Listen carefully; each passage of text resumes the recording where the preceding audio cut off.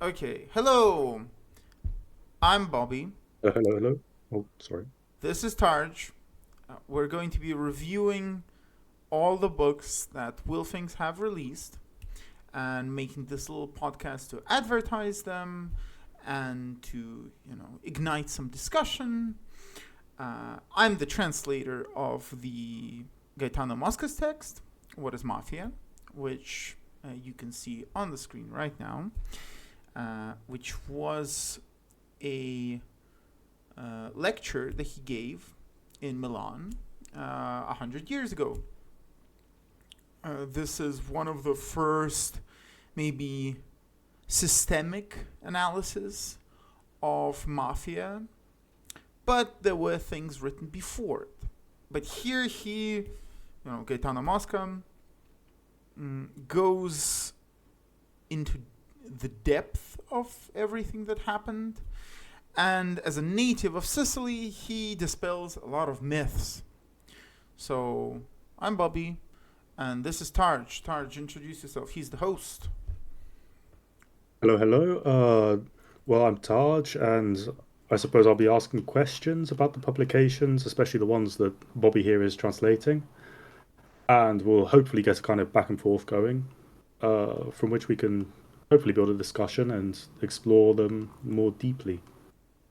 And in particular, with this text, I haven't finished reading it, but I've read most of it.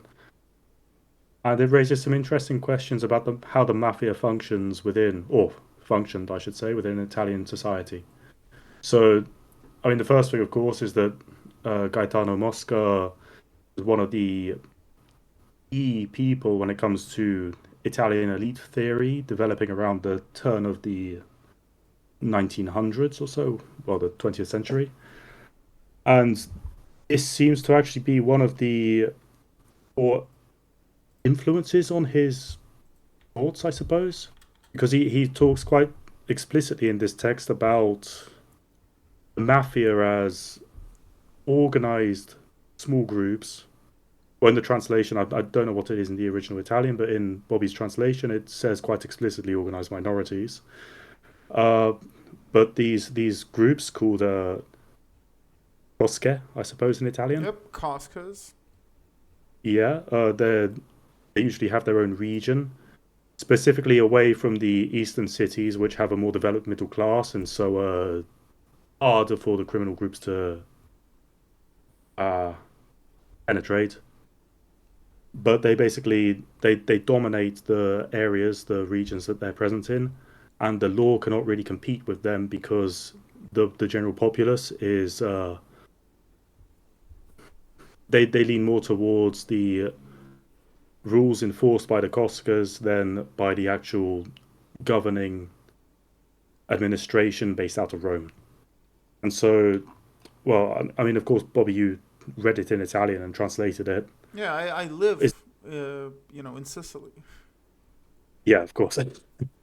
I'm wondering. So, in regards to the translation, how exactly did that go for you? Was there any particular turns of phrase which were especially difficult to translate? Um, well, they have a term for a municipality, which is comuna. And it's not as simple to translate. I mean, county is one word that you can use, but I use different ones to paint a more complete picture. Sometimes I would put comuna, sometimes it would be town node, sometimes it would be municipality. Because the Right. structure of them and the way they talk with the main city is um, is not exactly like everywhere else. For example, a commune is ruled by a sindaco. It's the mayor. Uh, the mayor has his own sindacato, which is like the all the managerial stuff within. And of course, that's syndicate. So, and if you look Yes. at the kind of the genealogy of rulers of all these small communas, you will see that starting from like the 17th century, you just have dons. It's don something, and then it kind of ends with the unification of Italy, and then you still see dons afterwards, but you see more and more doctors. See doctors, and sometimes you see what I call tactical clown nukes, which is when Rome sends clowns to find out how they can make that town productive. And really, they're not making it productive. They're just seeing, well, what can we take? How do we make it solvent? Because it's always insolvent. Because, of course, the local governments are going to build 4 football fields. Because that way they can steal money. Or not steal money, but just basically assign money to themselves. Earn money. Because, a syndico doesn't earn much. It's not the most amazing job. And he's just another guy in the town. He walks around dressed like everyone else. He's as incompetent as everyone else. And they routinely request money, and that's how they live. Sometimes you have influences coming from businesses in that town. If a town is particularly successful with selling property to foreigners or has some industry, they can be solvent, but a lot of towns just have people living in them. Maybe there's some farming going on, and the farming isn't great. They have forgotten what they need to plant, and a lot of agriculture hangs in the balance because they get contracts from the government, or it's not exactly contracts, but they grow what the government says they need to grow, and oftentimes it's not something that grows there. So they need to use additional water that is running out, because all of the infrastructure is very old. Most of water, like half or something, it's like billions and billions of liters are just lost when they go from Italy to Sicily, because of all the holes in the pipes and all the incompetence that comes with it. Yeah. Is that just due to a very old system, or is it a more recent problem? Well, it's due to everything, because you can't maintain this large infrastructure with simple capitalism. You do need to form something like guilds or religious orders. Right. Because you get paid money, and then you go and you buy scratch lottery tickets, and that's it. And then you just spend all that time doing nothing, and then maybe you go and repair your pipe. But how do you just go ahead and replace everything and then do it constantly? That requires more than money. You need something higher to motivate yourself, especially Italians, especially Sicilians. So I guess this would be an issue with how decentralized the power structures in Sicily are then? No, it's an issue with how modern structures and modern governments are incompatible with ancient people. I can see that, yeah. And there was another thing which is quite interesting in how Mosca describes the way that the mafia operates in Sicily. It sounds almost to me similar to kind of how the sort of smaller aristocracy throughout Europe were during the Middle Ages. So you would have the local lord and his family and all the retainers that served under him in the feudal system. And it would be on a regional basis, but there would be this kind of reciprocal system going all the way from the bottom up to the top and back. And it sounds like it's almost a continuation of that functioning through the mafiotic system, as I suppose Mosca would describe it. But I'm kind of interested. Are you familiar with the history of the mafia and how it came to exist within Sicily? Well, I suspect there is a lot of human mean in it, and that's why in the glossary I describe that it's not really a gang, and that so here I say Cosa Nostra, right? A Cosca is a name that describes a stage in a process. The closest word for what Cosca means is adolescence. It is a, Right. They would have become like local lords if not for the centralized government. And they were. You could say that Don is simply the Spanish name for like sir or for like Dominion. It's like Donald, right? It's the Yeah. same Proto-Indo-European word. Um, the it's always there. Anytime you get together with your friends, and then you have a little model painting group, and as time goes on, you get tired of painting models, but you're really good at it, and it's fun. You get together with your friends. You will eventually have common interests. You'll be like, hey, water is working like shit, right? We need to do something about this. And all of your friends who you've assembled 5,000 Warhammer 40,000 models, they say, hey, yeah, I agree. What are we going to do about it? And in that moment, if you're like 5% inclined towards organization, you're going to say something, especially if you're not into protests or just this idea of a process or a protest. You'll say, okay, well, what do we need to make the water run smoother, to have more water, to solve like the droughts? And maybe you'll be like, okay, how much money do you have? How much money do I have? How much do your parents have? Let's build a desalination plant. Or let's build a new pipe infrastructure. And then normally, like in times past, you wouldn't need to get any forms or any like permits. I mean, you'd go to the local lords and you'd say, hey, we got the money, we got the power, right? We can do it.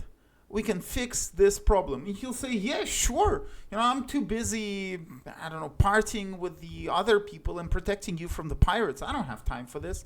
I get all my water in the form of wine. I don't care. He's kind of drunk. And then you get together with your friends, and you get that going, and then you fix it, and bam, suddenly you control the water for that town or for that city. That's power. That's you doing something. And of course, then you have you can like change things. Maybe you don't like someone in that city. Maybe that someone is doing something bad, and you come up to him and you say, hey, bucko, if you don't do what we say, we're gonna cut off your water.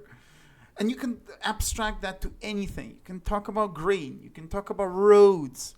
You can talk about like tariffs. You'll come up to a guild, for example, that you don't like because they draw porn. It's a porn guild. Suddenly, they come to your town and they distribute hentai manga. And you don't like that, right? Maybe you don't like the genre. Maybe they're all into cucking, right? You're like, no cucking allowed here. We're trying to keep a pleasant profile. You could tentacles are okay, cucking not okay. And then you come up to them and they say, no, we really fucking love that stuff, We're all gooning all the time. And you say, well, no, stop it. Because if you don't stop, well, we're not going to build a road to your villa, or we're going to raise your taxes each time you drive through the road. And then they agree. Or they fight you, right? Maybe their grip on the hentai supply is so powerful that they can mobilize like other people. That's actually how conflicts were created back then. That's what the crimes are about. Because you had these kind of personal interests, maybe in the city aesthetics, that then through sometimes boredom, really, they would grow to like crimes. Someone getting shot in the back, or maybe someone getting a horse head delivered to their bedroom. Yeah. And so that's how it's formed. Of course, why isn't it like that today?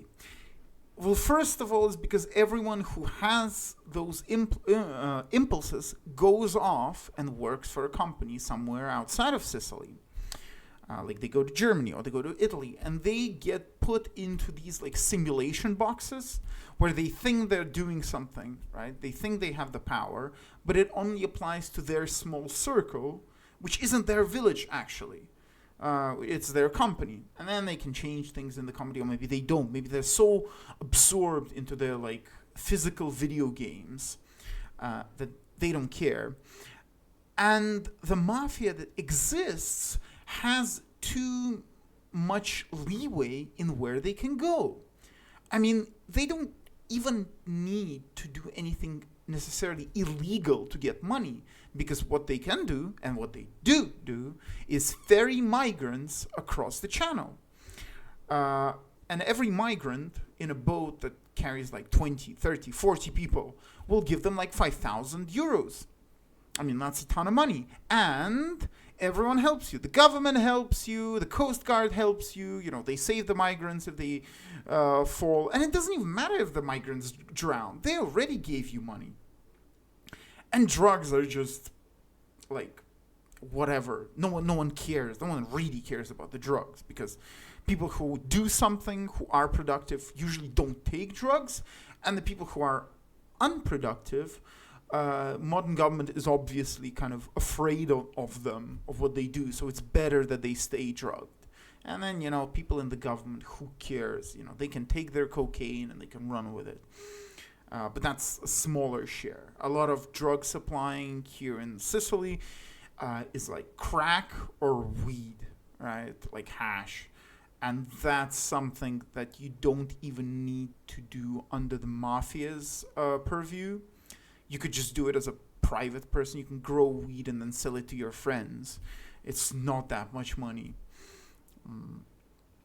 And they you know, Mafia obviously doesn't want to do any administrative duties, because that puts them in conflict with the big government that can trace their messages, that can bug their houses, and can just arrest and make them disappear.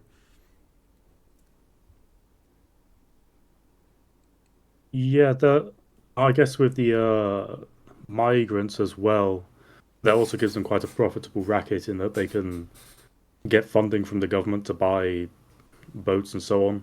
Or maybe the funding's coming from various NGOs, but regardless, they're getting a lot of money coming into their pockets. Yep. And that's why they don't do anything administrative wise. So would you say that as time's gone on, they've been more and more integrated into, well, post-unification Italy, and as a result, the sort of the small power that they had on a regional level has diminished as a result of that? Yeah, Or how would it be now? well, you can even see it in the book. He talks about them cooperating with the local administrators. The local administrators will, you know, they'll imprison one or two people, and then they'll let the others go, because the others do what the government can't. You know, they kind of keep the peace. They go to all the local sloplings and tell them what to do. But what the Mafia doesn't realize is that they can't grow, because when they grow too much, they get eaten. So yeah, they were already getting integrated into it. And I mean, obviously today it's very difficult to organize in Sicily. Even the architecture of the city, even like the cafes, all are small and don't have that many kind of seats, and everywhere you go is that awful like music that just psychically attacks you. Everything is very uncomfortable. You're forced to always keep moving. You can't go to a place, sit down, relax, and, you know, plot with your friends. I'm guessing no more strolling around vineyards discussing who to off and so on nowadays. They probably weren't even discussing who to off. They were just discussing like, hey, did you go to this guy and tell him to work? Did you get this guy's cattle? Did you find this person? You know, we have a new arrival. He is from Rome. He bought a vineyard. Did you offer him your services? Okay, you did? Good. How much are you levying from him?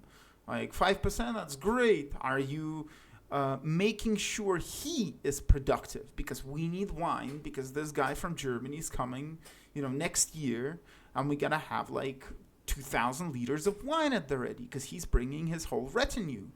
It's like, yes, okay, cool. Did you restore this villa? Why? Well, because we have potential buyers, and so on. Like, they had things on their plate, and as the book says, for each region, you had its own Coscas, and sometimes, like, Palermo had multiple Coscas that didn't really talk to each other because they had too much on their plate.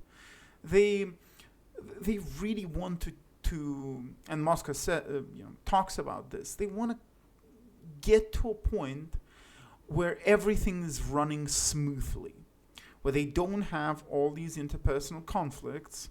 And of course, the modern government wouldn't want that, because not only because like the power of nightmares, but also because you're moving towards something. You have a big goal, right? Big project, superstructure. You want to get to the stars or something. And well, Mafia is kind of against that, because it says, well, why, how can we get to the stars when this guy doesn't have all the cattle he wants? When this guy doesn't have all the wine he wants? When this person isn't growing anything?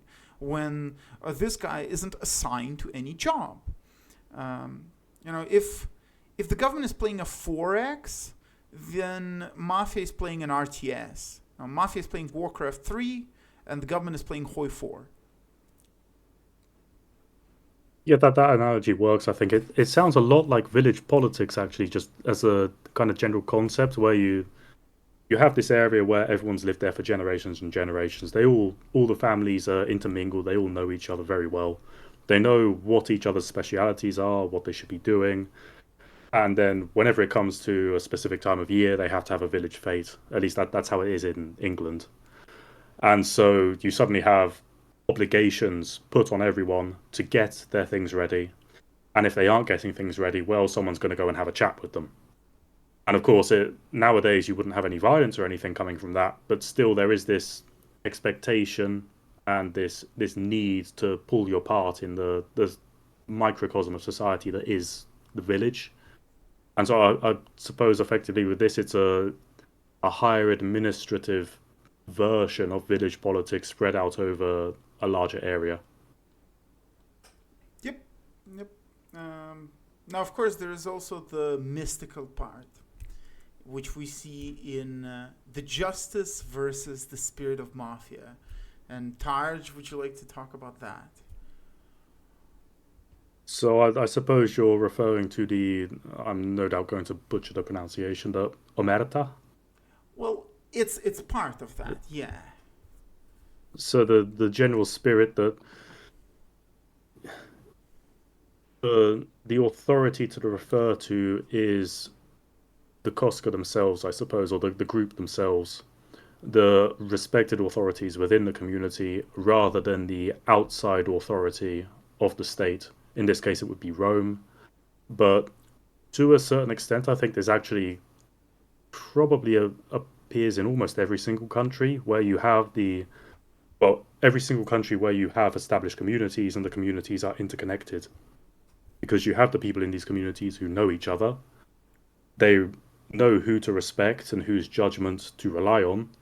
And when you have an outsider, in fact, I suppose with Americans especially, we could talk about how African Americans dislike cops and have this whole attitude that the cop is the outsider in their community. That probably, to some extent, actually reflects this fairly well, where you have the cop who in the American case, it's even more stark because the cop is typically of European descent, whereas the African Americans are clearly not, and so they can immediately see that. But even in Sicily, I mean, just the way that a police officer from the mainland carries himself would immediately be visible, and just from his face, his way of talking, he would be ousted immediately as an outsider. And so, if anyone were to confide in him, they would be betraying the local trust, the local community, and they would be, if anything, showing themselves to be an unreliable actor, someone that you couldn't actually put your faith in to get something done for the community. I think that is probably the key thing here in terms of how the kind of the organized group of the mafia in Sicily conflicts with the overarching organized administrative group of the Italian government. Would you agree with that, or? Yes, but we do have to remember that at the time when Mosca was writing the speech, the African American situation was completely different. And what they are now is more akin to parasites. because they can't live Oh, without the yes, yes, yes, of government. course. But the mafia I just can. meant in the sense of having two distinct communities, which actually are, they are not the same community, but the establishment mistakenly believes that they are. And as a result, they have basically their own agents, in this form police officers, going into the community to try and enact the order which is expected. And then this other community is rejecting them because they quite understandably see themselves as separate. I suppose you would have a similar-ish thing going on with the mafia to an extent, only Well, that's the interesting I part. suppose with a higher IQ, So you could say. Mosca writes, in many parts of central Italy, the rabble always believes that the policeman, lo sbirro, the cop, is a base being and does not approve of one who is wounded in a brawl via stabbing, revealing the name of the stabber to justice. But he doesn't say necessarily mafia, all right? Because mafia is not composed of only the lower classes. And then he later talks about the nouveau riche and the people from fallen families and the families that suffered post unification. The policeman might as well be a part of the Cosca because he might be helping people to keep the peace. And in times past, especially with the Spanish conquest of Italy, I guess, could you call it conquest? I guess ownership of Sicily. Well, it'd be annexation, I suppose. Yeah, sort of, but you know how it was. It wasn't. They didn't necessarily come in with like knives drawn. They were given this place to administrate, and when they fought, they didn't fight the Sicilians. They fought like nobility, and they fought like other classes. The base classes didn't really care, and for a lot, this hands-off approach, an extractive approach of the Spanish, was actually better to them than this kind of betterment of the united Italy. The nanny approach versus just the overseer approach. And so African Americans in America, they are more like government pets. There's a different dynamic going on, even if they do have their own omertà. Although one has to wonder how much omertà is there in posting your mass shootings to TikTok and Twitter and Instagram like they do. Or Yeah, I show. mean, it probably wasn't the best comparison, really. I was just thinking in the sense that you have a kind of a dual community going on there. You have the American establishment, and then you have this other group which is distinct not only socially but also in racial terms, and as a result, the difference between the two is very stark. Although I suppose African Americans aren't exactly as organized as, well, any Well, yeah, group like in Europe. at least here, the mafia would always have a goal. They'd have certain goals. They would be small, a Cosca, and they wouldn't be said. Like, they wouldn't write down, oh, we have to do this, this, this, and that. They would have people that are walking through the town and through the countryside, and they would be seeing things, and they would say, okay, we got to fix this, or we got to do that. And then they would go back, and they would, when they would go into the town, okay, here's the bakery. They'd go to the baker and they'd tell him, this needs doing. And then they'd go to the next guy that's maybe like doing something with shoes, and they would say, okay, you need to do this. And there would be many, many people like that. And sometimes things just wouldn't get done, obviously. This was not as productive of a system as early 20th century liberal regimes were. Or maybe you would say something like mercantile regimes, like nations, like United Draft, United, art movements. Maybe that's kind of one thing. People were too comfortable with the mafia. They didn't need to suffer as much. And maybe they didn't create as many amazing things as they would have done, during the 20th century, when they were just getting pelted with all kinds of catastrophes. Although they did, the Sicilians created the Italian language. Well, partly. A lot of Sicilian dialects went into the creation of the school Italian. But yeah, there is, you as a person are your own Cosca. And you have omertà for yourself. Because when you have a problem with anything, you don't necessarily go to the government. Here it's a little bit more difficult. Like most people, whenever they feel something's wrong with their health, or maybe that they feel like something is wrong with their health, they have a cold, they will rush to their local doctor to get some sort of document, to get some sort of cure for free, health care. But even that's going away.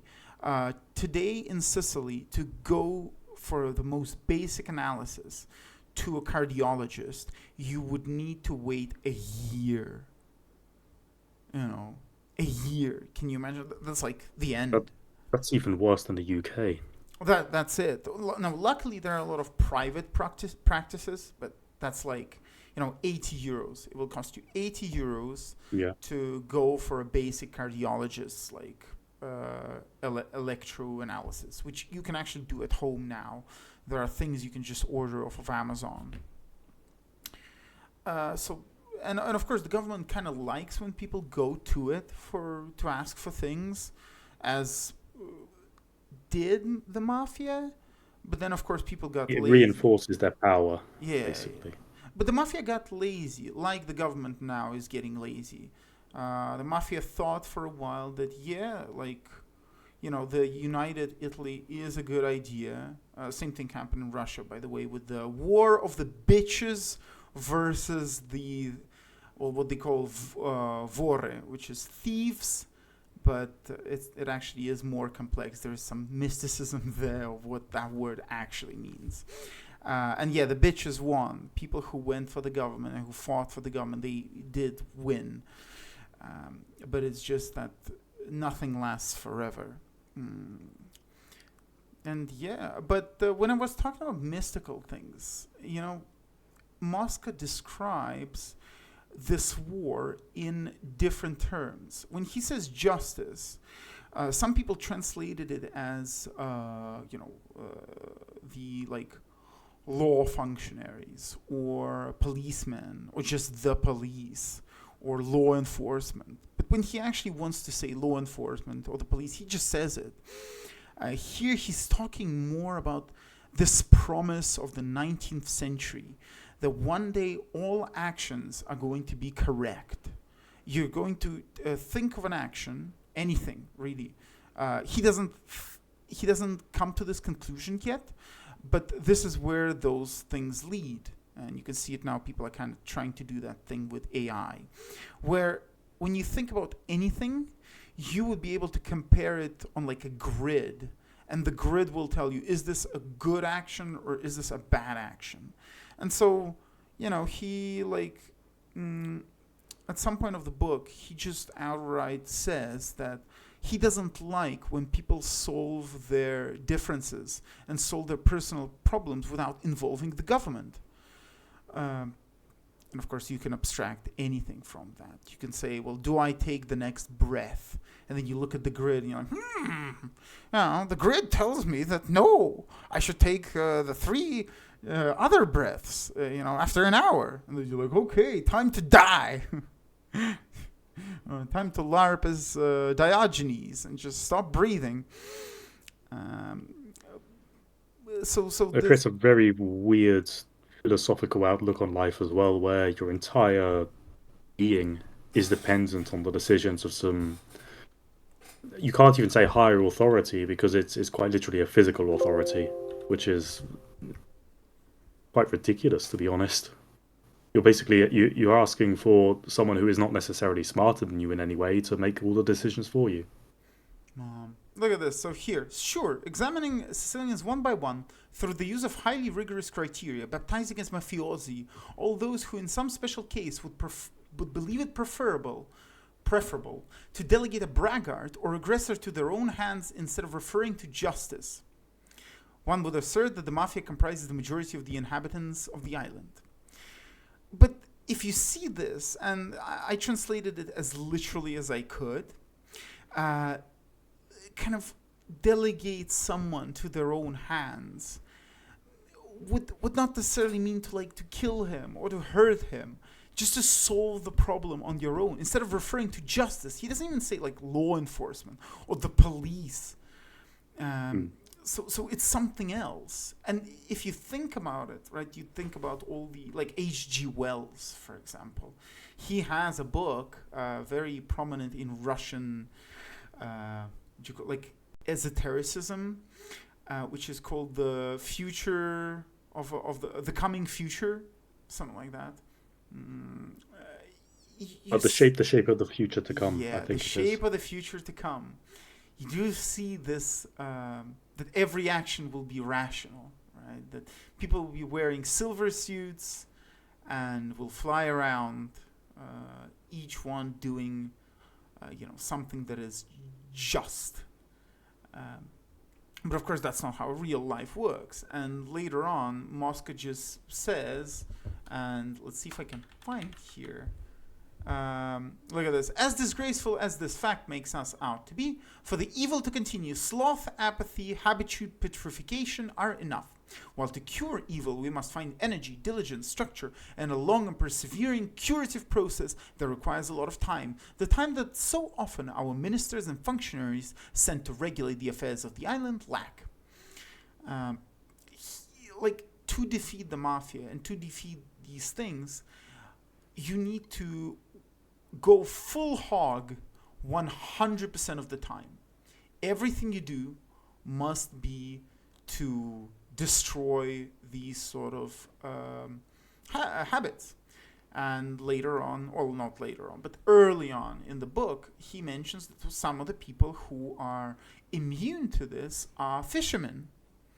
And then you think, well, yeah, of course, 'cause fishermen are antisocial bastards.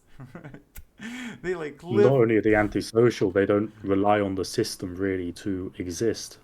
Yeah. They basically they can build the houses themselves usually if they live by the coast, as they have It's throughout called their history. house is called the boat. Yeah, there's also that, and they'll basically their entire subsistence is the sea, which you can't control.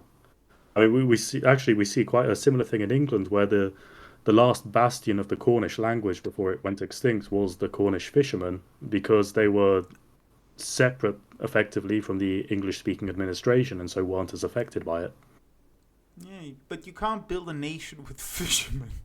Well, Maybe of if you're course. like, maybe if you're Asian or something, right? Like I the mean, by definition, they're on the very periphery. yeah, yeah. So Mosca was a man of his time. He was in the Senate for forever. He got a forever role. He fielded the anti-fascist coalition during times of Mussolini. He would pipe up even as an old man and like complain about everything, all the laws that they passed. And yeah, he initially he had this idea that fascism is only bad because it's still democracy and it suffers from all the problems of democracy, and it's ineffectual. You could do more. At the end of his life, he obviously said, "Oh, democracy is going to be great. It's like the only path towards human flourishing." But as we see now, you can never get full democracy because no one cares. Just no one wants it. People say that they want it, but then they think by themselves on whether they take drugs or they don't take drugs, or whether they drink this cup of water or they don't. There's a lot of just personal decisions that you do without even thinking about them, and you can't make everyone into this robot. And you can't even build a nation. You can't like invent anything if everyone just refers to whatever is on the grid. So Which is something we're seeing more and more with just reductions in innovation and creativity everywhere. yeah, let's see. What else does Mosca talk about in this book? There's something I particularly wanted to ask about actually with the so he mentions in mainland Italy, you had the Baraba and Garganian, who were effectively a similar role to the Sicilian mafia, where you had organized criminals, petty criminals throughout central and northern Italy, but their role in society was heavily diminished and effectively, well, worthless by comparison, I suppose. They didn't hold any actual power or influence. And that kind of is interesting to me because, of course, Sicily is on the very edge of Italy. It's also separated by sea. So, just from an administrative point of view, after the unification of Italy, it would have been difficult for Rome to immediately integrate Sicily into the greater whole. And I kind of, being English, that draws a sort of comparison for me with Scotland to an extent, and the whole unification process of Scotland and England into forming the United Kingdom. Because in Scotland, you had a very different aristocratic tradition to what was in England. In England, it was Normans who had displaced the Saxons before them, whereas in Scotland, you still had the Gaelic speaking lords up in the Highlands, the various clans. And with the Jacobite rebellion, they were finally suppressed and integrated into the English speaking governmental system. And basically, what happened there is you had the regional minorities who were organized, who were family based, even tribal, you could say to an extent. They became formally a part of the English speaking government to the point where each individual clan was defined according to the preferences of Westminster, effectively. And of course, in Italy, we don't actually see this with Sicily. We see Sicily as an area which is on the periphery, which didn't have an active conflict or uprising or attempt to escape. It was simply integrated, and the previous power systems just dwindled over time. But They still, in this period that Mosca is talking about, we kind of, the way that he's talking about it is that they at the time had power over each region in a way that the clans probably did prior to the Jacobite uprising. they did have some uprisings, but they just couldn't field enough power to fight back the Masons, right? The Garibaldi and his friends. They were just better, and they attacked Mhm. them. It was during the night, and then by that time, the Spanish authorities were too lazy, and too stupid, and too poor, and all those things combined. They did kind of good, and before that, you had Napoleon, right? Napoleon fielded some power over Sicily, and it was just they took it over when it was at its worst. In fact, what you see here is like the tall end of Mafia, the poor Sicily struggling, pirates around it. It was the decay. It wasn't good. I mean, the Mafia that you saw there was at its lowest point. Then it gained some power during the wars. I think because of like American promises and American help. In fact, Second World War, one of the reasons why I mean, that Americans, yeah, quite famously, they supposedly made the mistake of going into Sicily from North Africa and emptying the prisons of who they believe were political prisoners imprisoned by Mussolini. And a lot of the time, it was various mafia members, and they just put them into yeah, government positions. accidentally. They did it accidentally. They just whoopsie. Yeah. We fucking here's the key. It fell off my pants. I'm a fat American. I eat burger, and he's just eating the burger, and the keys just fall out of his ass. Like a rainbow. Well, and in the mobility scooter as well, of course, Yeah, with the crossbar. very old timey like Ford made mobility scooter with like the levers. He had to adjust the frequency of the shutters, like going through the prison, billowing smoke. Yeah, exactly. No, of course, they had an agreement. And then the mafia that was there was like, yeah, okay, what are we gonna do here? Fuck this place. We're moving to America. But then they arrived to America, and the Jewish mafia was like, hey boys, We're the ones that own this town. You ain't getting nowhere. Shalom, goy. Um, so that was pretty funny. In fact, the myth of the Italian mafia in America, it was actually the Jewish mafia. They just had like Italian names because it was cool. Because everyone likes Italian names, right? Most of the world Well, and they has got Italian pizza and names. pasta and all of that. Yeah. Obviously, they were like, oh yeah, do we have any food? We have like matzo bread. It's like, oh fuck, we can't make pasta out of matzo. So they adopted this vision, but I mean, there is something to be said about Sicilians and Jews. If you look at genetics, very interesting. Sicilians, for some unknown reason, probably like Hyperborean, what's his name? Jakub experimentation. Sicilians genetically are most similar to Polish Ashkenazi Jews, which is very strange. But there is also a lot Well, I of mean, like there was a genetic study of about a decade or so ago, which basically said that Ashkenazim are descended from 7 Italian men. uh, maybe. But there is also like a lot of Norman faces that you see, so it's not entirely just like the lost tribe of Israel, like some horrible Warhammer 40,000 conversion mod. It's like there's I still mean, you've also wild. got Arabic influence to some extent, I guess.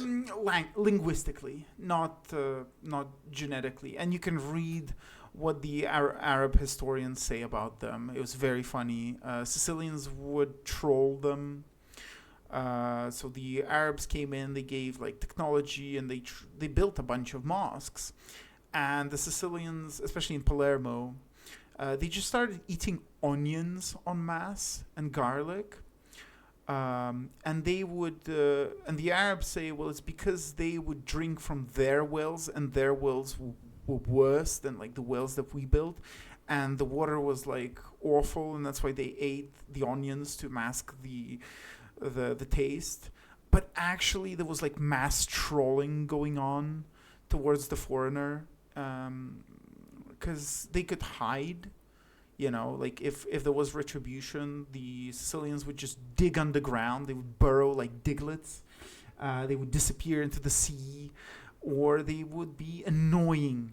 The Arab historian writes that when Arabs would go towards the beaches, Sicilians would pop up from under stones and would run to them, having tattooed verses of Quran on their foreheads, and would ask them for money. And it was funny, they couldn't even go for a swim. They would just get swarmed by people. Money, money, money. Give me all your gold. Then they would clog up every single judicial thing. Like when there were trials, the Sicilian would be like, okay, yeah, look, I'm going to go to trial, but didn't you know about all of my associates? And the judge would be like, oh, yeah, you have associates. Oh, bring them in. He's like, I'd be right happy to.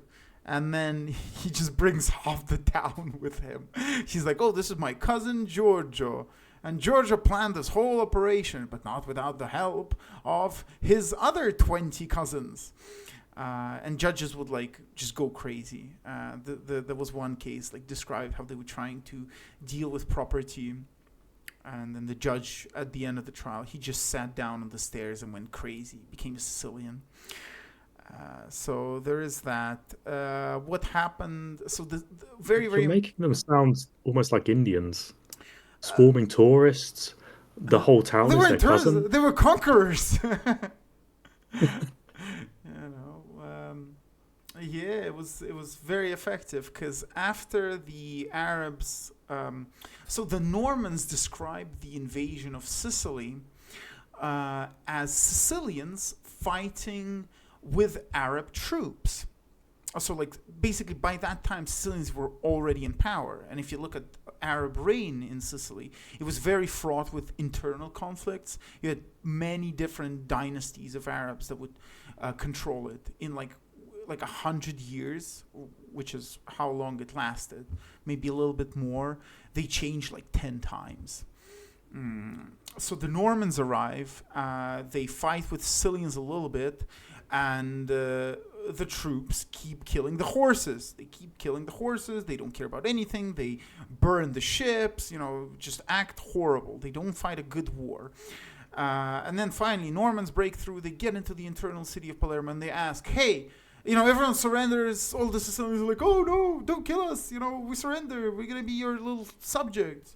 And they ask, "Well, okay, who's going to pay for all the horses?" And all the Sicilians instantly point to the Arabs, and the Arabs are more than happy to do that. They give women, they give like treasures, all of that stuff. Then I think this was Roger the First, right, or Roger the Red. He like rules Sicily from Palermo, and he's a Norman king, but no, he like decides to live in Palermo.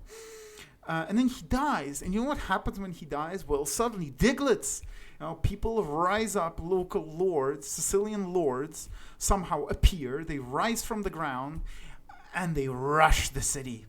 And they rush the city of Palermo. They rush the castle for two reasons. One, to go on a total TND. Right? They get rid of all the Arabs in the city and like across the island, and they burn the cadastral maps. Do you know what a cadastral map is? No. Well, if you buy property, you look at the cadastral maps, which delineate where your property begins and where it ends in like squares. Catasta is like the Spanish word. Maybe it comes from Arabic for like a square, for like a grid. Right. And that was introduced to the Sicilians by the Arabs. Yeah, they burn that. They start all over again. They kill all the Arabs. And then they lived for quite a long time with the Normans. And then you had other conquerors and so on. I guess the Spanish Empire is the least documented out of any of them. And they lived quite interestingly under them. Because that's probably when the Mafia was at its strongest. So, yeah. Would you then say they were culturally exhausted by the time Italian unification came around? And that's why they weren't able to resist it in any way. They simply became part of Italy de jure and eventually de facto. Yeah, totally. Yeah. Yeah, because the start of chapter 10, I'll just quote, it says, I have almost arrived at the end of my talk without making any mention of any organization that unites and disciplines the forces of Mafia or mafiotic coscas in one fascio. I haven't talked about it for the simple reason that such an organization does not exist. I'm guessing if you don't have people who are able to actually organize the groups themselves together, you don't have a unifying figure, and no level of resistance can actually be made, and we see that basically across the whole of Europe, really, since the end of the Second World War, where there isn't any way for people to actually resist any outside powers in this. Well, I suppose the American Empire was coming in after the Second World War and dominating everything. Yep. But that's how people lived for most of humanity's history. They had their own town. They had their own town laws. And there weren't that many people. There was like 1,000 people, or like a Dunbar number of people, which is around 200, maybe even less. So yeah.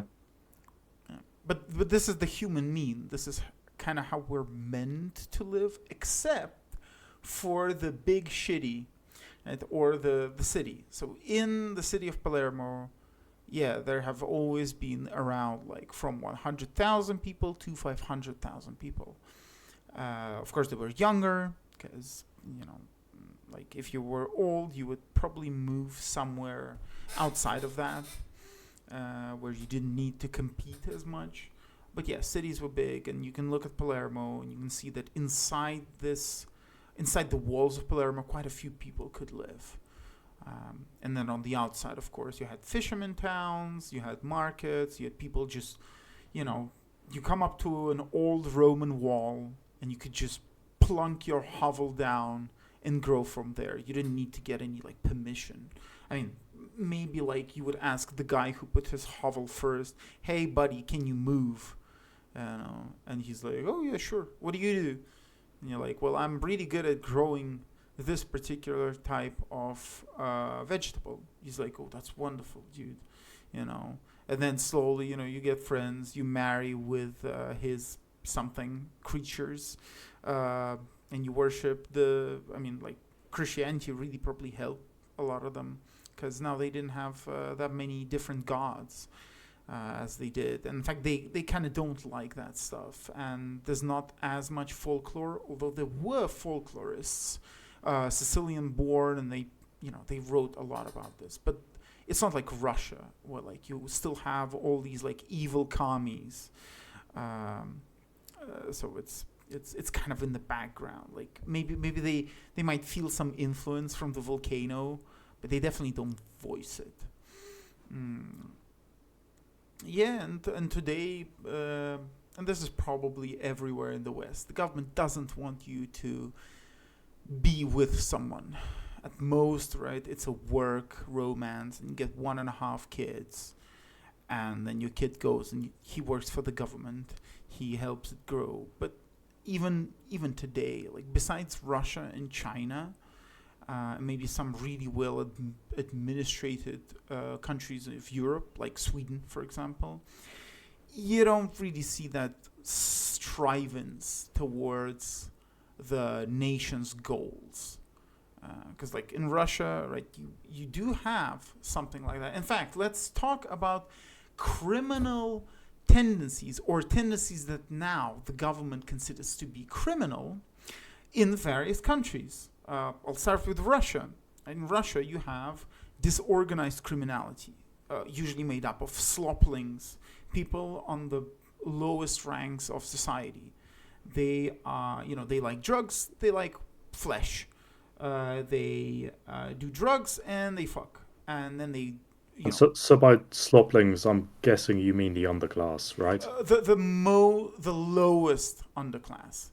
Because you Right, start yeah. kind of the lowest ones are snotlings. Like under them, you might have something like Barabba and Garganyan, which are like you would call them even rotlings, because not only are they drugged out of their mind and full of vices, they're also really really stupid. But there are very Yep. few of them. So then you have like snotlings, which can't really be used, or sloplings, because I like slop more than snot, I guess, something like that.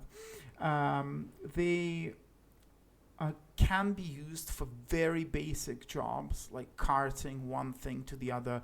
Town criers, sure, right? They might go to like a place and tell them something, but you can't tell them, oh, build a house or make long-term plans.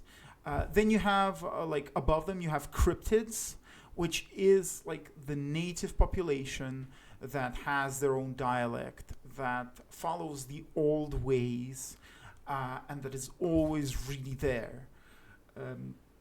They do need an organizer, but you can actually pull a lot of cool people from them. They're not dumb.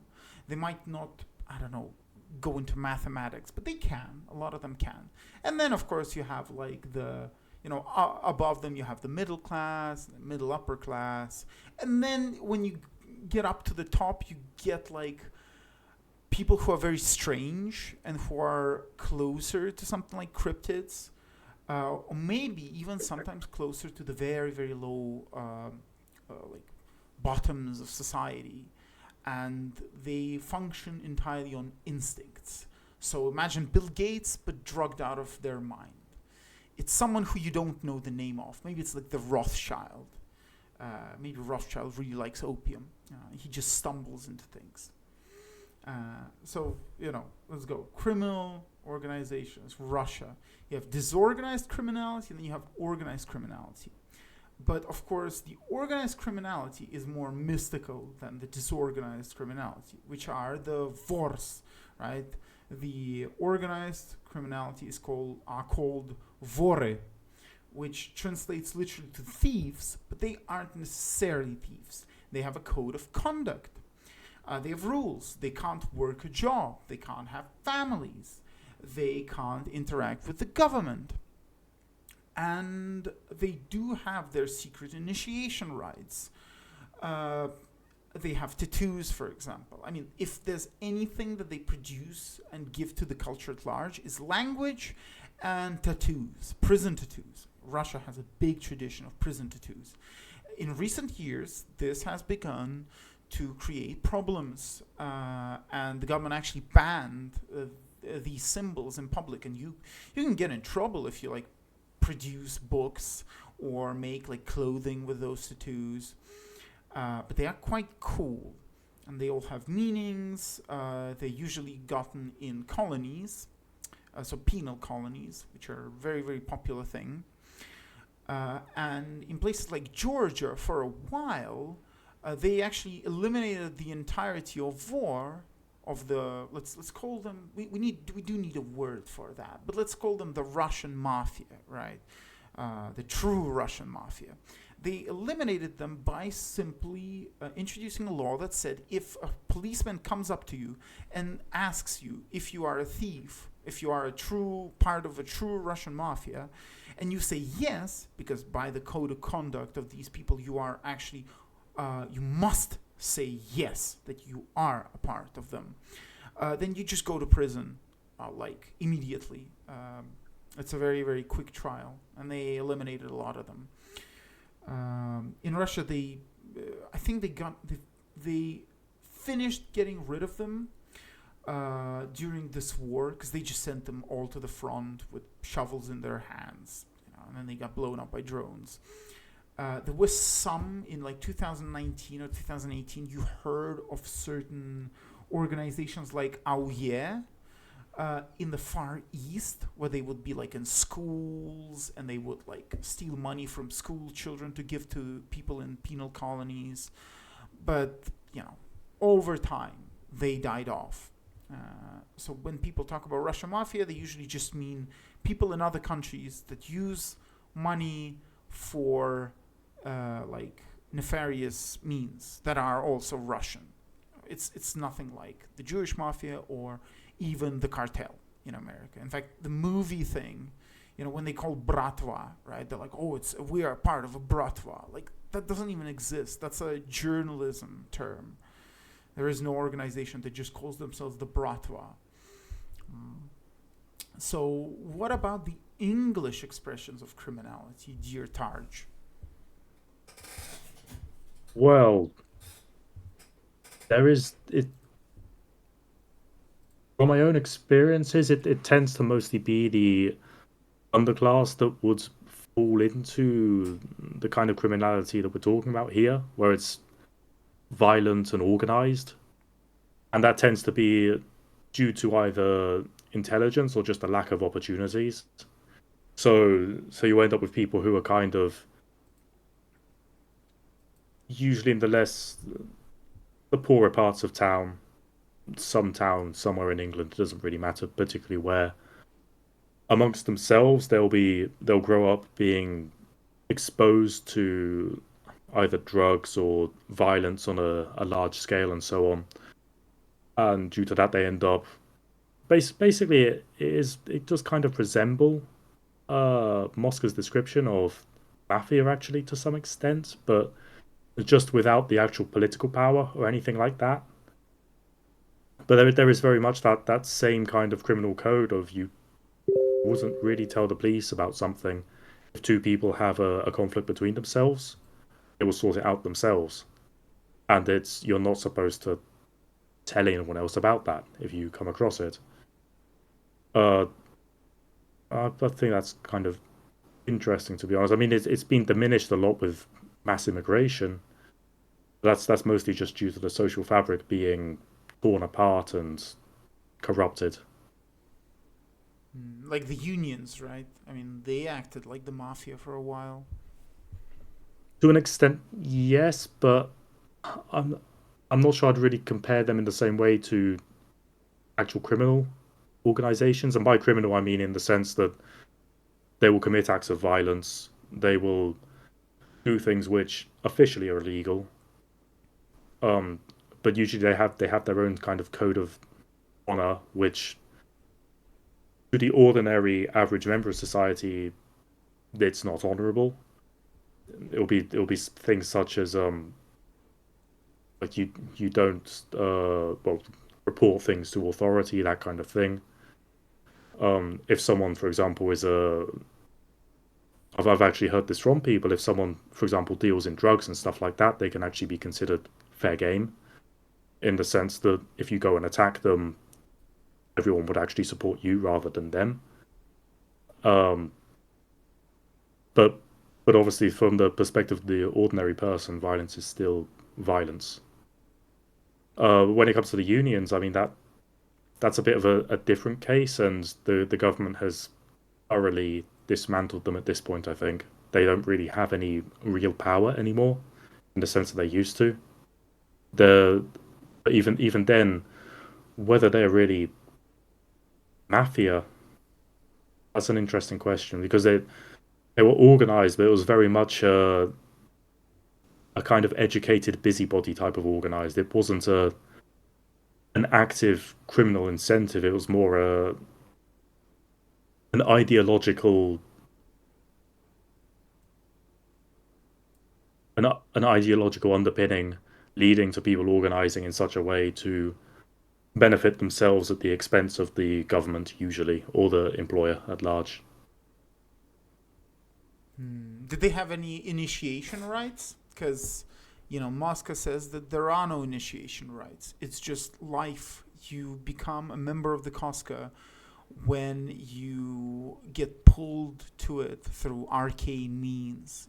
You feel like there are problems to be solved, and you can solve them via organization with other people, and you don't involve justice into it. You have your own kind of Dionysian desires that tell you what to do. And so for that, you don't need any initiation rites because people just appear, um, and then you just tell people what to do, and they don't need to hide it from anyone. Like for example, this new Mafia game, Mafia: The Old Country, has this whole thing where like, oh, he burns the icon of a saint on his hand, and the Don tells him, "You can't tell anyone about this. This is a secret society. You can't even tell your wife," which is definitely not what Mafia ever was. And in fact, we only see these type of calumnies and these type of rumors appear after the unification of Italy. This is a journalism invention. What about like England? Yeah, for the underclass, you definitely don't have initiation rights. It very much resembles the way that the mafia was structured. I mean, so from the people that I have known, what they would tell me is effectively just by virtue of their birth and the people that they grew up around, they had no way to really avoid being dragged into that kind of life, which I suppose is exactly what Mosca describes. You would basically grow up, the people that you associated with would be violent, involved in petty organized activities, criminal activities, um, and you would automatically be dragged into that just by osmosis, I suppose, by association. But what's actually interesting is because, of course, England has had immigration since the 50s or so, you actually had racial based conflicts from a very long time affecting these small groups because a lot of the time the cheapest housing in the town or city was basically that region is where the immigrants would end up, and as a result, they would be exposed to these same people who were involved in various gang-based crimes of sorts, or they would end up just automatically forming their own organizations separate from established society, and you would have a similar thing happening amongst South Asian immigrants, Indians, Pakistanis, and so on, and a similar thing to a somewhat lesser extent amongst Caribbeans, so well Jamaicans and Africans. But the stories that I've personally heard growing up, it tends to be you have white British, usually some Irish going in there somewhere, either through gypsies or uh, just poor immigrants from various periods in the past, who would basically end up having I guess organized fights. I think in Moscow actually they have something similar occasionally, where you have ethnic Russians fighting against Churkas in a kind of organized battle type thing. I'm not sure if you could corroborate on that. Russians fighting. Oh my God! That's the way you said that word. That's interesting. Yeah, there was conflict between the Russian mafia. Well, like the true Russian. I don't really mean mafia, but rather just ethnic Russians. I'm sure I saw videos What? years and years ago of like Russians in Moscow, nationalist Russians, who had basically organized some fights with a group of Churkas that were there. Yes, with a group of basically Southern Asians, people from Kazakhstan, people from Uzbekistan. Yes, right. Yes, yes. Obviously, especially during the 90s, during the tall end of the Soviet Union. Yeah, they rushed the cities. They were called Gastarbeiter. So that's German names like the what is it like the arriving worker. Uh, yeah, that's a whole nother chapter of modern Russian history. And of course, the different criminal organizations would fight with them as well. Even the movie's brother, partly brother two, because brother two deals with the Ukrainian mafia, and brother one deals with more of with a little bit of this kind of new arrivals mafia. But the penal colonies did contain a lot of what people today in Russia call novyops, which is like the new Soviet citizen, Yeah, which the is genetic experiment. yeah, and so it was less that. I mean, even the Vors, they had their like a lot of weird Azerbaijani figures and Kazakhstan figures. So maybe less that. There was a lot of friction. I mean, those were poor people, and the new arrivals are usually poor. So obviously they couldn't like choose whom to be friends with all the time. But normal Russians would have a lot of problems with them. My dad's driver was kidnapped by their gang, and they mock executed him in the field. Um, and all of that stuff. Like they stole dad's Lexus once, after which he somehow bought it back, and then he sold it, and he never bought another very expensive car ever again. This was during the early 2000s. I believe it probably no longer happens, but uh, there are these incidents, and a lot of Russian nationalists would complain about this, rightly so. Yeah. In Italy right now, or in Sicily, the criminal elements, kind of the base ones, right, at the bottom, which do include a lot of cryptids, and they do have nice places. Like one of the nicest places in Palermo is the most criminal area, just because it's not antisocial. Like it's just cool. You come in there, they have normal music playing, and you can like sit down, and then you can drink beer and you can talk with people, and no one rushes you out, no one bothers you, and everyone's very friendly. There are little kids running around, and there are only Italians there. But they do clash with the Nigerian mafia, and in fact, there's a lot There of are this. Nigerians in Sicily. Well, of course, yeah. A lot of migrants arrive through Sicily, and then they head to northern Italy and northern Europe. But because Sicily is too poor to maintain them, basically, everyone exploits them or just hates them. Uh, Sicilians don't have the same liberal priors, or they do, but it's quite clear that it's not the same as in like richer countries, or maybe even mainland Italy. But like Weirdly, if actually, if you want an interesting example of something resembling the kind of small organized group within a greater society, which Mosca talks about here, Nigerians are actually a pretty good one because in the UK they have effectively formed their own parallel society for the most part, They buy their own food, which they import themselves. They only really communicate with themselves. They only shop at their own shops, which members of their community run. So you have Nigerians who work in the Greater British Society. They take money from the Greater British Society and they siphon it to their own community, which in turn siphons it back to Nigeria.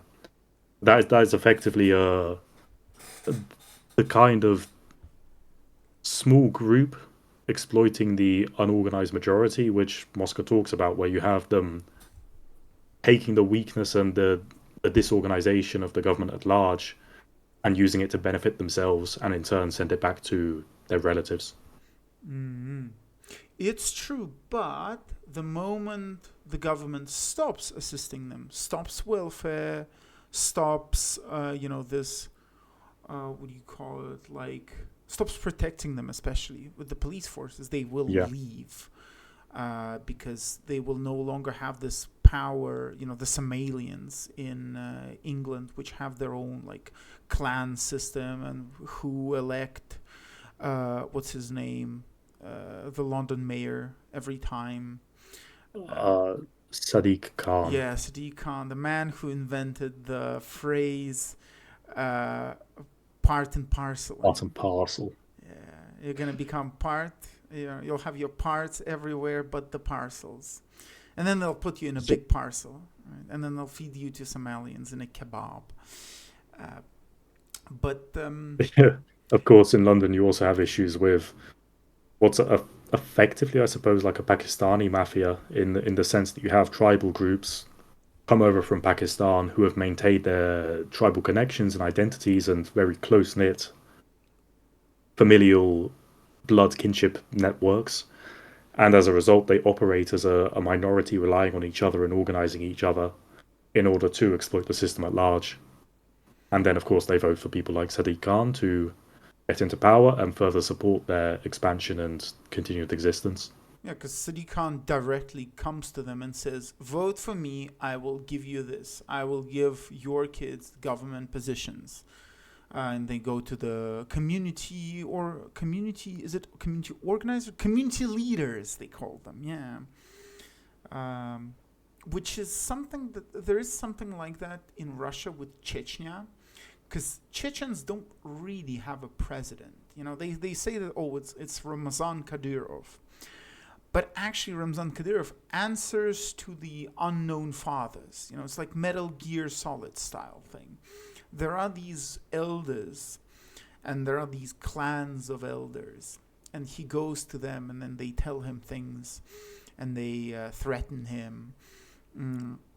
And if he loses the favor of the elders, he goes away. And if but the government can't like eliminate the elders that easily because they're everywhere. When one dies, there's going to be another one. So unless like you eliminate literally every person there, you will never get rid of them, which is something that Russia did try to do in the past, but they failed many times. They They'd left. only be able to do it with mass displacement of people and changing the demographic situation. Exactly, yeah. Soviet Union kind of sort of had a success Well, with they did that. that in Crimea, certainly. Yeah, but Crimea is a totally different thing. So the people Of who course, of course. I'm just thinking in the sense that the only way you, if you are a government, the only way you can actually enforce your power on a an external area, which you've kind of brought into the fold, is you have to dismantle the social structures which are there and then impose your own ones on top of the weakened society which is left.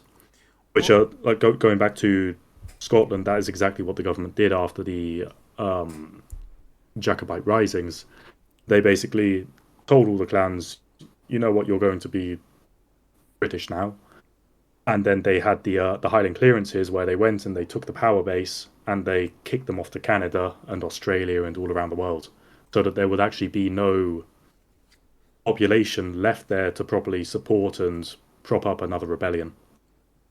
hmm. Yep. Well, so there's another theme that we will discuss as the last theme because we've been going for 1 hour 20, which is good job, Tarj. You sound awesome. got a great voice. Are you Um, sure about that? I'm only English. yeah, it's awesome. So next thing is, what would a good government do with the criminal elements of their population that aren't necessarily deleterious? As in, they don't, because, and Mosca says this, he says that this is not an administrative problem, this is a political problem. Mafia does keep the peace. It does kind of keep everyone in shape. It's not going to hurt itself with drugs because they'll be like, okay, drugs go to these people, they don't go to these people because these people need to be dependable. One of the reasons why heavy machinery operation pays so well isn't because it's like difficult to do, because you need dependable people, people that don't drink while they're working, people that don't take drugs. In all of Sicily, there is just one place, one little office where you can get a license to operate heavy machinery. One. And everyone that goes there already knows each other, and they don't even need to do anything. They just come there, they sit on their lawn chairs, and they discuss some bullshit. Because you know what happened? Because I went to get my heavy machinery license there because I thought it would be cool. And the very kind Sicilians would, together, all this group would teach me how to operate heavy machinery. Instead of them, going through the tests and all that stuff. No, they would stand around. They would be like, "Oh yeah, good job, Bobby. Like be careful of that pipe. This is how you move." It was very cute. They were very friendly. In fact, that's one thing. That's a very positive thing is that this population is very clearly part of Europeans. They're very kind to Europeans. They will help you. They are maybe not dependable when you give them a job, but they won't steal anything from you. They won't fuck you up like I don't know, like ruin your crops or something. They are generally very nice to be around. They are slow in the sense of they do everything kind of slowly. They're not rushing towards anything. Yeah, they can't talk about difficult topics, but that's fine because like living here, if you have a job, it's pretty good. Yeah, if you're from the northern Europe and you want like efficacy and you want to just you're building something and then you want to give them goals and then you want to see them do their best, you're not gonna get that. You will have to stand over their shoulder and say, hey buddy, you're not doing this right. You're placing this crookedly. You need to do it better. You need to, for example, when they do something, you need to split it up in small parts, and then each time they do it, you give them money for that thing. So they are incentivized to work better. And of course, you have to be there. It doesn't work otherwise. Yeah, it's Yeah, all I'm hearing is that Sicilians are just your typical med Chad. yeah. They are med chads. But like my car broke down at the cinema. I went to the cinema guys who were like dealing with the crowd, and they were like, "Oh, your car broke down. Let me help you." And then they walked all the way to the end of the parking lot, and then they helped me. Like their entire group came around. They brought the battery charging device, and then they did it, and they were happy that they helped me. And this has been the experience. I mean, there is something to be said about indifference and how it destroys nations at the end. It's not hate or love that destroys nations. It is this indifference. And they know that things are bad, and they know that things are bad because of very certain powers that organize everything around them, and they have decided to just be indifferent. They get punched, they do not go away, they slink back into their holes, and then they keep doing what they were doing, but worse. And they know that one day everyone's going to fuck off and they're going to be left to their own devices, and then they'll deal with their problems. So, talking about all that, like what would a good government do with their like mafia elements? Go ahead, Tarj. That's a very good question. And I'm not entirely sure how to actually respond. What would they do?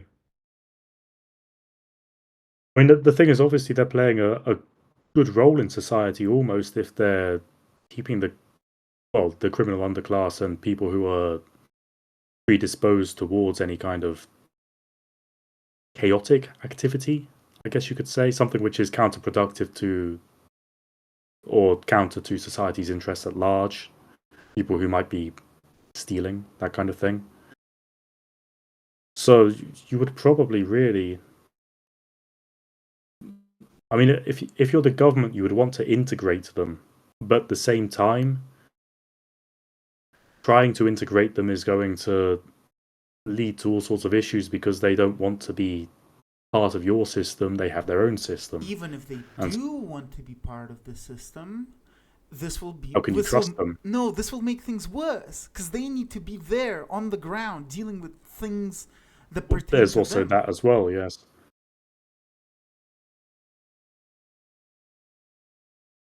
and I think you could really just say that we almost need a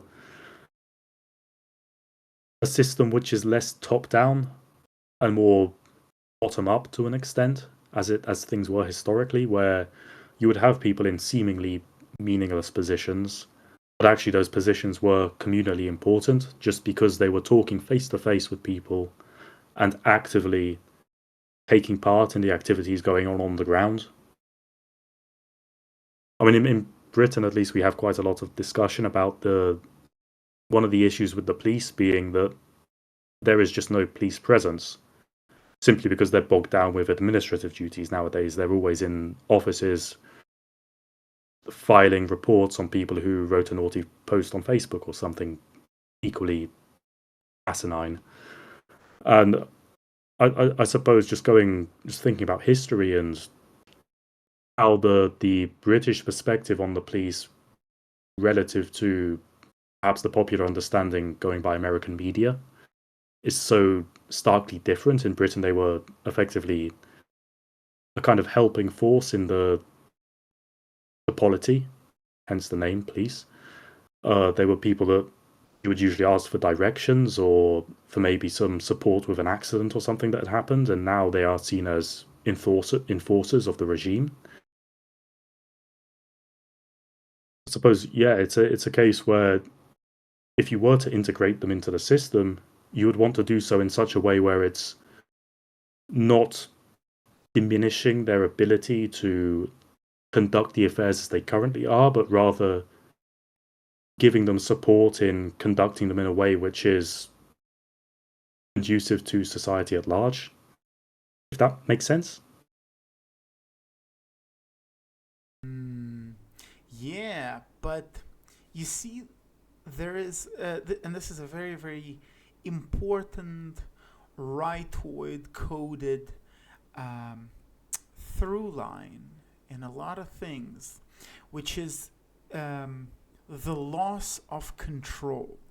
You have to be okay with a certain amount of loss of control, which is you say, okay, I, the king, the monarch, the man chosen by God to lead this nation or to lead my people, um, have to be okay with the fact that my people will not always tell me everything that is going on and will deal with their problems, will starve and die and prosper without my help.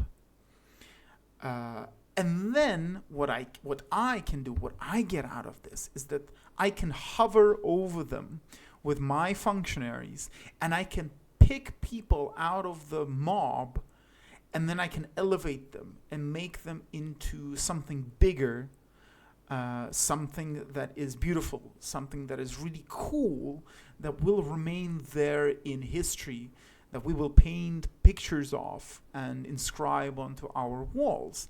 And that is my beauty. That is actually what living is for. Um, and you will So have you're effectively arguing that you take the system that the kind of organic system of the mafia and you effectively make it a level of a supreme hierarchy going all the way up to a monarch. I'm saying that there is a moment where you don't do anything. There is a moment that you do not touch. If there is a space forming, sometimes it is simply not a threat to your standing, and it will not grow forever. Or it will grow Yep, into, I would agree with that. it will grow into something that is good eventually. So for now, you're looking at them, yeah, they go for prostitutes. They fight among themselves. They have stupid turf wars over fucking olive trees. They poison each other's dogs sometimes. They steal each other's cattle. They do drugs. Like a lot of them will do drugs and will drink themselves silly. And that's okay, because you're not really aiming for them. You want to keep them because they are your resource. And you want to mark the people that are good, that have potential, and then you pluck them out of this milieu. And yes, you won't be able to build the most beautiful modern hive city that you want to, but maybe that's not good. Maybe what's good is being awesome, being cool, being there and having all these wonderful people that you found, and being kind of isolated, not having all the power and control over everyone. And you can see that throughout most of history, sure, organizations grow in power and people do vie for more and more power. But a lot of people just stop, and a lot of people just think, okay, it's not worth it. And a lot of people know that I can't control everything.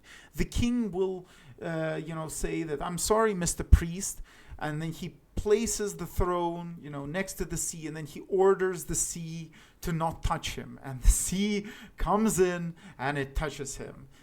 And this is the way that it can work. This is the way, actually, that a lot of places in Russia sort of work like this.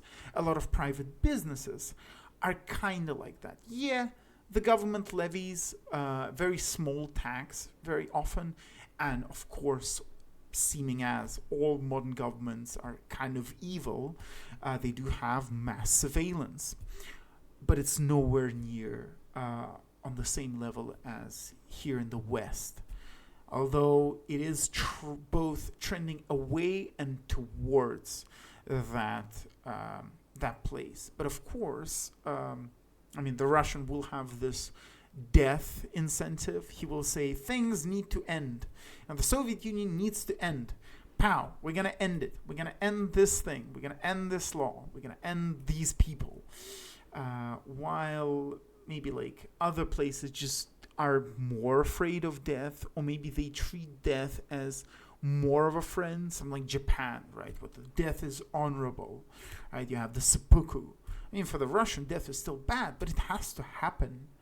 And for the Italian, it's the old literature meme where the Englishman dies for honor, the French for love, the American for freedom, and the Russian just dies. Yeah, kinda. But Italians don't really have death. A lot of characters will just suffer forever. They will suffer for suffering's sake, or they will suffer for God. Nowadays, it's more Cenobitism. Like Hellraiser, you have all these like BDSM people, because Clive Barker is this massive BDSM degenerate.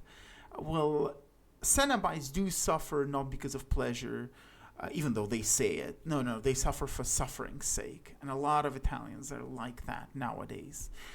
That shouldn't happen. That's clearly bad. Everyone knows it's bad. And so you as a ruler, and this has to be either like a random, a king that gets chosen via random circumstances, or maybe someone comes in like a conqueror, and he will just say, I will not be able to control everything. Then, yeah, for about 1,000 years, maybe 2,000 years, that's the way it was. And then in the 19th century, people kind of thought that, yeah, like we can control everything. and then everything turned into shit. Um, yeah, so that's my humble opinion of what a Well, good. it's really an issue where Europeans peaked around 1880 or so, I would say. And as a result, their egos inflated beyond what's reasonable. They realized that they could map within the accuracy of a couple meters the entirety of the world, and started thinking, oh, we can administer everything.